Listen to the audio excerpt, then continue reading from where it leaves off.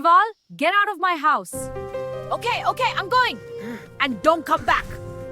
ඔන්න එකමත් එක කාලෙක කැලයක් අසල ලස්සන ගමගෙදරක් තිබුණා. ඉතින් මේ ගමගෙදර සියාතු කියලා ගමරාල කෙනෙක් එයාගේ ගම හාමිනෙත් එක්ක ජීවත් වුණා. දවසක් මේ ගමරාල හේනක් කොටන්න කියලා හිතාගෙන මේ කැලේ ඇතුළට ගියා. ඔන්න හොයි මේ ගහ කපලා මෙතන හේනක් කොටන්න ඕනේ. ඉතින් ගමරාල කැලේ ගස් කපන්න පටන් ගත්තා. මේ ගස් කපාගෙන යනකොට මේ ගහට අරක් ගත්ත කළු යකා ඉක්මනින්ම මෙතනට ආවා.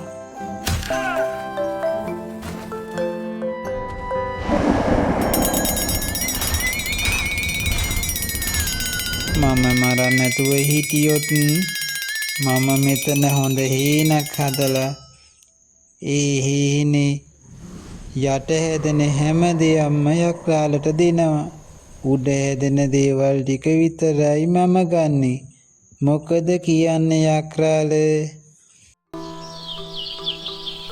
ඔන්න ඉතින් කපටි ගමරාල හේනේ කුරහන් කව්පි වට්ටක්ක වගේ පොළවට උඩ හැදෙන දේවල් වගා කරා. වගාවත් හරීම සරුවට හැදුණා. ගමරාලගේ හේන පළදාවෙන් බර වුණා. ඔන්න ඉතින් පළදාව නෙලන දවසත් ආවා. යක්‍රාල හරිම සතුටෙන් ආවා යක්‍රාලගේ පංගුව ගන්න. යක්‍රාලේ ඔන්න එහෙනම් මං කිව්ව විදියටම මෙතන හොඳ හේනක් හැදුවා. ඔන්න ඉතින් උඩ හැදෙන දේවල් ටික මම ගන්නවා. යක්‍රාලට තියෙන්නේ යට හැදෙන දේවල් ටික තමයි. ගමරාල කට්ටියව එකතු කරගෙන හේනේ පළදාව නෙලලා අරගෙන ගියා. යක්‍රාලට තේරුණා ගමරාල තමන්ව ගොනාටන් දෙලා කියලා. ඉතින් මේ පාරේ යක්‍රාල ගමරාලට හොඳ යෝජනාවක් කරන්න ඕනේ කියලා හිතුවා.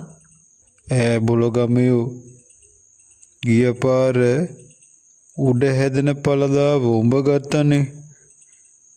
මේ පාර මට දියන් උඩ හැදෙන පළදාව උඹ ගනින් යට හැදෙන ටික. ඉතින් මේ යෝජනාවට එකග වුණ ගමරාල මේ පාර අල බතල වගේ පොළවට යට හැදෙන දේවල් වගා කරා. ඔන්න ඉතින් පළදාවත් මෙදා සැරේ හොඳට ආවා.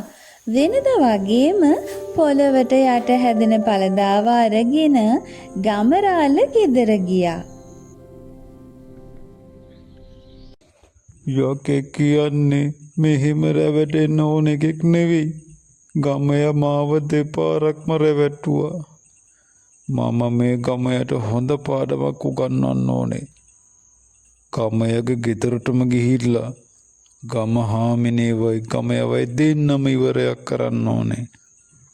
ඔහොම හිතපු යක්රාල කේන්තියෙන් ගමගේ පැත්තට ආවා. යක්රාල එනවා ඈත තියා දැකපු ගමරාල ඉක්මනින් ගිහිල්ලා මේ ගැන ගමහාමිනේට කිව්වා. ගමහාමිනේත් හරිම නුවණක්කාරයි.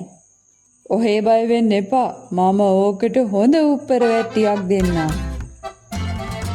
ඉතින් ගමරාලට හැංගෙන්න කියපු ගමහාමිනේ ගෙදර හකුරු හදන තාච්චිය ඉක්මනින් ලිපේ තියලා හැඳි ගාන ගමන් මෙහෙම කියනවා.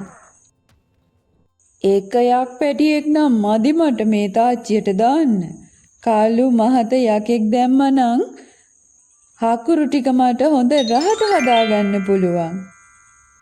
අනේ ඉතින් මේක ඇහුණු යක්රාල පණ එපා කියලා කැලේ ඇතුළට දුවලා ගියා.